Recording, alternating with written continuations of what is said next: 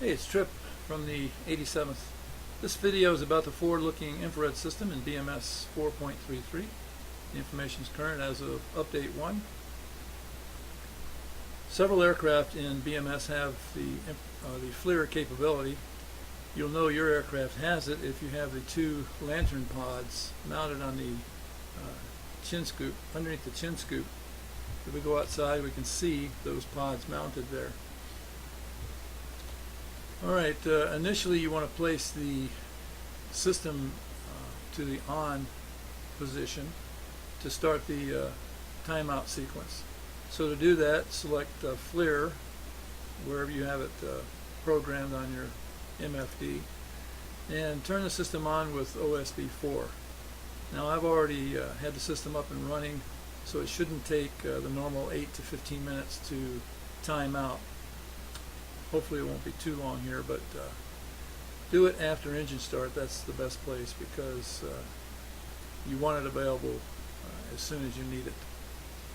Now while we're waiting for that to time out, it's kind of a neat coincidence that the same button that I used to operate the system and the same OSB button that I used for standby, I use on the FCR, and I have programmed into my stick for increasing the range and adjusting the azimuth gates on the radar.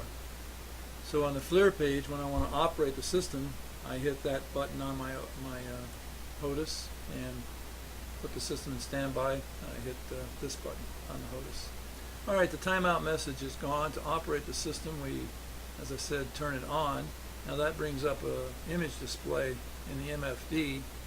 We can brighten or dim that display with this rocker switch on the lower left corner of the MFD. To get this image up in the HUD, we use the thumb wheel on the lower left corner of the up-front control panel. So just rotate that till you get the brightness that you want. Now in this case, since it's getting dark, the HUD fonts in the HUD seem a little bit too bright. So I use the thumb wheel to adjust those HUD fonts. Now that in turn adjusts the FLIR brightness. So to leave the HUD fonts the way they are and increase the image in the HUD, I use this rocker switch located on the ICP panel. And so I just boost that up to the level that I want. Now you notice that it also affects the brightness of the MFD. Well, after I get these two set, I can come down to the rocker switch here on the MFD and adjust this scale to where I want it, and it doesn't affect the image in the HUD. All right, I'm going to start the plane going so that we can get through this cloud that we're about to enter and we can see something. Now, the HUD has a bore sight feature, and that's located here at OSB 10. When we activate that, we can use the same switch that we use to slew the radar cursor, and that will slew the image in the HUD. If you can see that road at the bottom of the HUD, I'm focusing the image in the HUD. Let me pull up here the horizon. It's a little dark, but that looks pretty good outside. Now, the caution you want to take is when you are finished bore sighting, in other words, you've got the image sharp the way you want it, right about there, then you have to deactivate bore sight.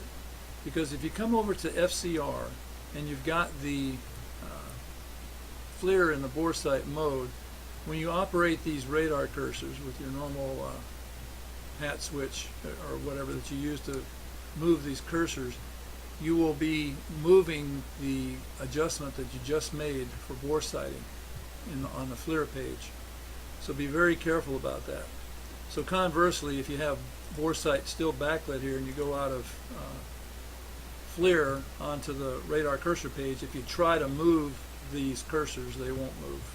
So that should tell you to go back to FLIR, readjust the image because you just tried to move the cursors, and then deactivate FLIR bore sight. Alright, very good. let's go down a little bit lower, and let's take a look at the some of the features here. All right, there's a feature called look into turn, and what it does is when you DMS up, it'll shift the image in the HUD and on the MFD to the right, if you're in a bank, to the right, or to the left if you're in a left bank. So you have to be over 5 degrees of bank angle before this feature kicks in. So with DMS up, as long as you hold it, it'll slew the image so that you can see further around the edge here of the HUD. Let me show you that.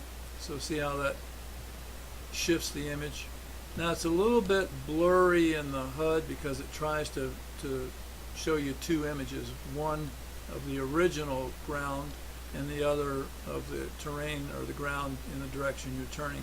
But on the MFD, it doesn't have that problem. It's pretty sharp. Now, as long as you're holding DMS up, the flight path marker will turn from a solid circle to a little segmented circle, just to let you know that you're DS upping. All right. Another feature is the snap view. So while you're in the bank and you're holding the DMS switch up, if you use your normal switch for slewing, you can either slew left, right, up, or down, and you can snap to those views. So snap up, snap down, snap left, snap right. I don't find it particularly useful in the HUD, but as you can see in the MFD, it might be quite useful. All right, that is it for FLIR. I can't think of anything else that we want to talk about. I hope this has been helpful, and trip out.